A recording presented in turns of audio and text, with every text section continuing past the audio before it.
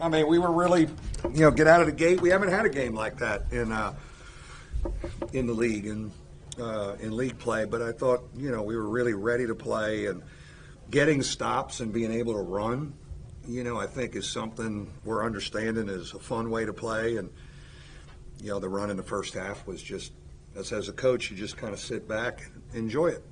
21 assists, unselfish guys, just playing the right way. 7-2 every game is going to be hard for you. I know, because I know, it wasn't, and I really was prepared for, you get to this point in the season where a team that has nothing to lose comes here, and we have something to lose. And are you tight? And, and we just played. And, again, I think our defense was a key. What did they have? 9 offensive rebounds. But we're just, that's, what is that, 41 assists this week? I mean, the way we move it and share it and do it freely, and we don't worry if we're the hockey assist guy or the assist guy or the guy who gets the bucket.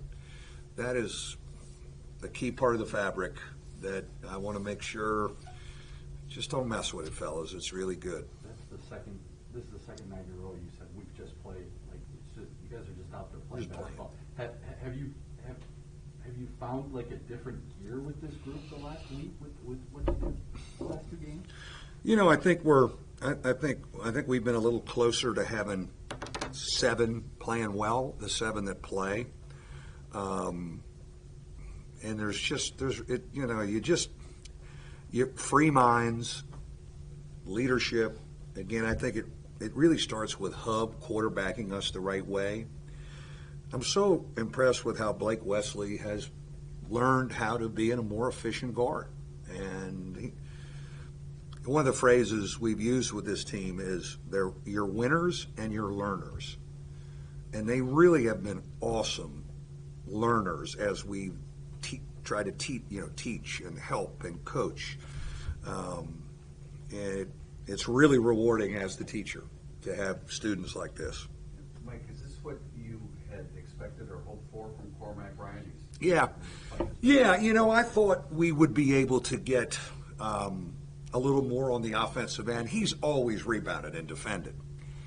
Now, when you're the 6th man and you're coming off and maybe your rope is a little shorter, so to speak, maybe you're a little more uptight. And it's funny how an injury to Nate opened the door to starting him, and I think jump-starting him mentally, on the offensive end of the floor.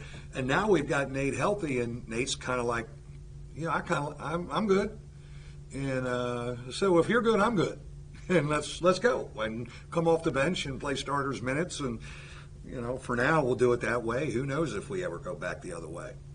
Mike, this time a year ago, it was obviously a struggle. Now today, you clinch a double bye. You've got your image on T-shirts in the student section. You're going through the student section after the game. How do you characterize?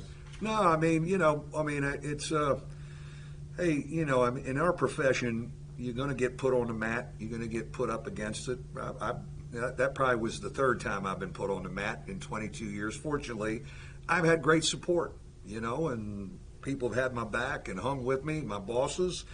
And I felt if we could, get it right with staff and get it right with how we come at them in the summer, I felt we could be really good. We're better than I thought we'd be.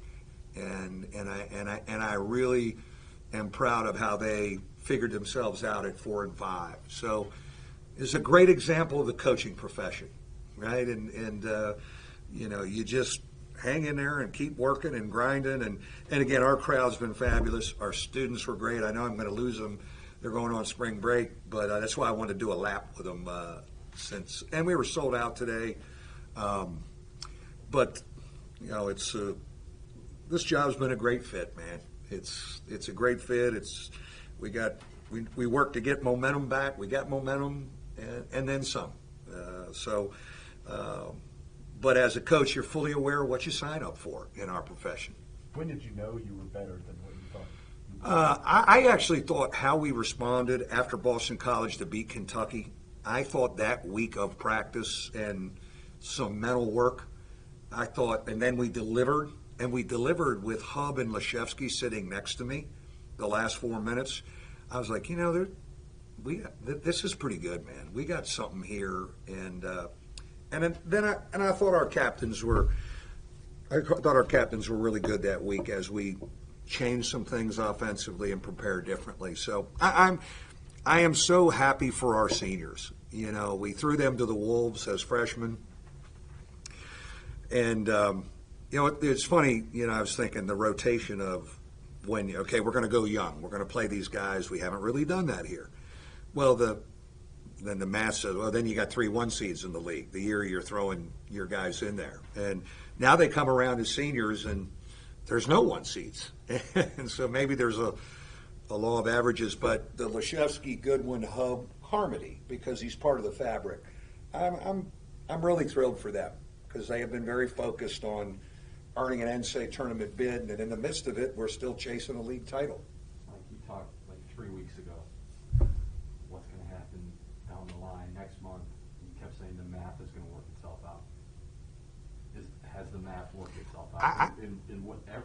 I mean, they talk about the ACC being down, but for a team that's won 14 league games, may finish second in the league, there can't be any doubt 2 weeks from tomorrow what's going to happen. Yeah, I think we are in an amazingly strong position, and man, we've missed it. I've missed it, and been quite frankly miserable not missing it. But I fake it good when I run into you guys, and so we have, and again, I think our league's going to get 5 at the end of the day, and but we've handled our business, and but I think what's helped us is you haven't. As much as we've chased Selection Sunday, since last year's Selection Sunday, that we're in a race for the regular season title, it's kept us in the here and now and not projections and bracketology or their people, but we got a hell of a resume. That's all I'll say.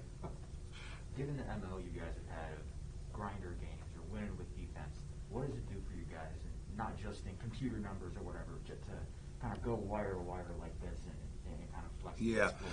We've been able to play a couple different ways. I've been trying to get us to play a little faster on missed shots. And I thought the other night it gave us some key possessions to beat Syracuse and escape that we got out and ran and we didn't give up second shots. And I'm trying to sell to them, and I think they're buying it like, fellas, when we get the first miss, isn't it fun playing like that? Like, go. And the way they share it and move it and run the floor, I think we got to remember to do that. I think it keeps us loose, too, when we go and explode and get some easy buckets.